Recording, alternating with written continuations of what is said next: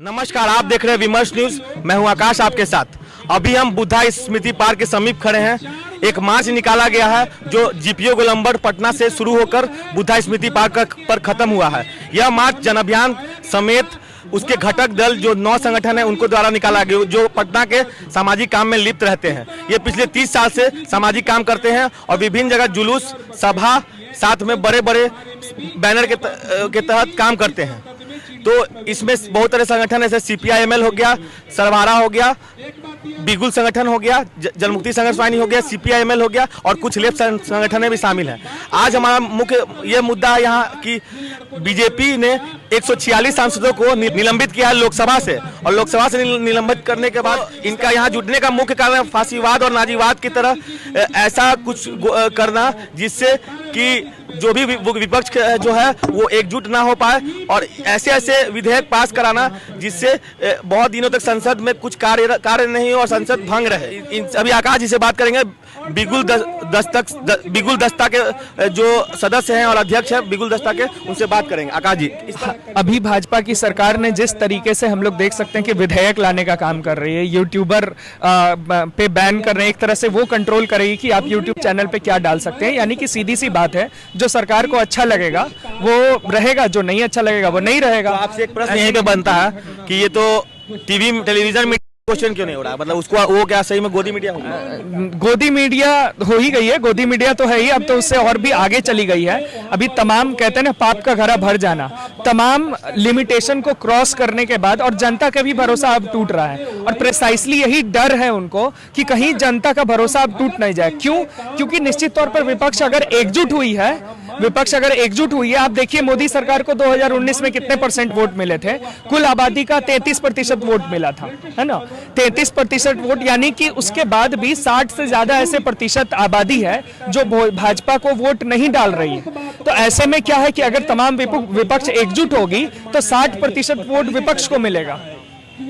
ऐसे में 60% वोट जो है वो विपक्ष को मिलेगा, और एक ऐसे समय में जब विपक्ष को ज्यादा संख्या में वोट मिलेगा तो भाजपा को कहीं ना कहीं एक डर है, एक हारने का या कहें उसके सीट घटने का, जो कतई ये फैसिस्ट लोग नहीं चाहते हैं। एक ऐसे समय में उनको ये जब डर हो जाता है तो वो किसी भी हद तक जाने के लिए तैयार है। देखिए, जैसा कहा जाता है कि इंडिया गठबंधन या आमतौर पे कहा जाता है, ये भाजपा जो है वो अल्पसंख्यकों मुस्लिमों की धिकार के चलती है, मतलब उनके तरफ नहीं देखती है और उनका वोट उनको नहीं चाहिए। लेकिन कहीं कहीं जैसे गुजरात में और किन किन जगह पे मुस्लिम भी उनको वोट देते हैं, तो उनको अल्पसंख्यकों से तो दिक्कत है। लेकिन अभी देखा जा रहा है कि अल्पसंख्यक भी वोट दे रहे हैं, लेकिन दूसरे तरफ उन्होंने राष्ट्रपति बनाया आदिवासी महिला को, फिर एक तरफ इसके पहले राष्ट्रपति बनाया रामनाथ कोविंद को जो एक दलित थे, लेकिन तब पर भी उनको कहा जाता है कि वो आदिवासियों या दलितों के लिए हीन भावना रखते हैं। तो इस पर क्या कहते हैं? जैसे मेरा सीधा सा इसी पे, मतलब मैं ऐसे क्वेश्चन पे काउंटर क्वेश्चन करता हूं कि आप सोचिए, अगर जो भी ऐसा क्वेश्चन कर रहा है,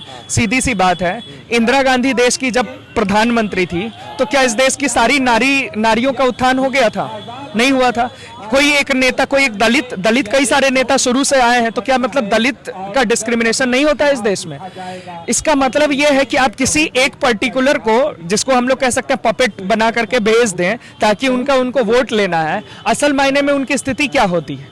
तो सवाल यह है कि कोई एक आदमी को बैठा दिया, इससे कतई हम ये ना मेजर करें कि इससे देश की सब जनता की हालत सुधर गई, है ना? वैसे देखा जाए तो कई सारे मतलब नेता हैं, कई अलग अलग जाति और कई अलग अलग धर्मों के नेता वहां मौजूद हैं। क्या उस धर्म के, उस जाति के हर एक, या उस भाषा के, या उस क्षेत्र के हर एक लोगों की हालत ठीक हो जाती है संसद में पहुंचते? आप लोग वामपंथ और जनतंत्र मानने वाले जन अभियान बिहार को सांसदों के निलंबन में जनतंत्र का खात्मा दिखता है।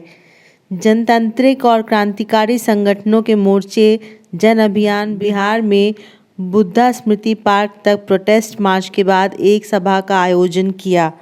वक्ताओं ने केंद्र शासक दल और संघ के जनतंत्र विरोधी आचरणों के खिलाफ एकजुटता दिखाई।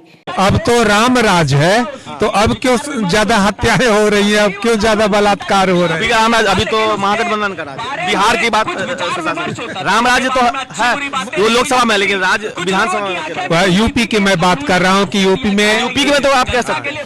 तो मुख्य बात यह है कि जो धारणा अमूमन शासक वर्ग के द्वारा परोसी जाती है। धारणा जो पीड़ित वर्ग है, जो पिछड़ा वर्ग है, दलित वर्ग है, वह धारणा निर्माण का काम नहीं करता है। तो यह धारणा है सो जो सत्ता वर्ग है, जो सामाजिक रूप से जो सत्ता में है, उस वर्ग के द्वारा यह पड़ोसी गई धारणा है कि उस समय ज्यादा अपराध हुए थे।